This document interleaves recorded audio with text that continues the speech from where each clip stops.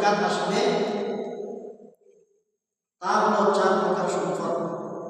1 নম্বর হলো স্বর্ণ, এর পরিমাণ হলো 7.5 ভরি। যে ব্যক্তির নিকট 7.5 ভরি স্বর্ণ থাকবে তার উপর যাকাত ওয়াজিব, তার উপর যাকাত ফরজ, যাকাত আদায় করতে হবে তাকে। দ্বিতীয় নম্বরে রুফা, এর পরিমাণ হলো 52.5 ভরি। যার নিকট 52.5 ভরি রুফা থাকবে তার উপর যাকাত ফরজ, সে যাকাত দিতে হবে। 3 নম্বরে নগদ টাকা, 7.5 ভরি স্বর্ণ অথবা 52.5 ভরি রুফা ক্রয় করার মতো টাকা যদি কারো নিকট থাকে নগদ, তাহলে তার উপর যাকাত ওয়াজিব হবে, যাকাত ফরজ হবে, তাকে যাকাত দিতে হবে। 4 নম্বরে গবাদি পশু, গবাদি পশুর যাকাত ফরজ হবে,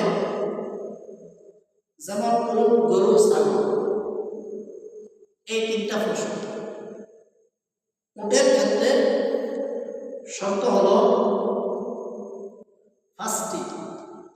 যে ব্যক্তির নিকট 5টি উট থাকবে, পূর্ণ 1 বছর অতিক্রম হবে, তাহলে তাকে যাকাত দিতে হবে। যদি যাকাত না দেয় তাহলে তার সম্পদ পবিত্র হবে না। দ্বিতীয় নম্বরে গরু, গরুর ক্ষেত্রে শর্ত হলো 30টি। যে ব্যক্তির নিকট 30টি গরু থাকবে, পূর্ণ 1 বছর অতিক্রম হবে, তাকেও যাকাত দিতে হবে, তার উপর যাকাত ফরজ, যাকাত ওয়াজিব, সে অবশ্যই আদায় করতে হবে।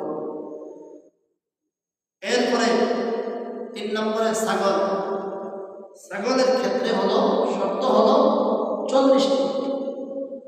যে ব্যক্তির নিকট 40টি ছাগল থাকবে আর পূর্ণ 1 বছর অতিক্রম হবে, তাহলে তাকে যাকাত দিতে হবে। যদি না দেয় তাহলে তার সম্পদ পবিত্র হবে না। আমরা অবশ্যই আমাদের সম্পদকে পবিত্র করার জন্য যাকাত দিতে হবে, কারণ যাকাতের মাধ্যমে আল্লাহ তাআলা মাল পবিত্র করেন, সম্পদ পবিত্র করেন। যাকাতের আবিধানিক অর্থ হলো পবিত্রতা, পরিচ্ছন্নতা। সম্পদ পবিত্র করার মাধ্যম হলো যাকাত। সাদকা, আস-সাদাকাতু তারাদ্দুল বালা ওয়া তাযীদু ফিল উমর। সাদকার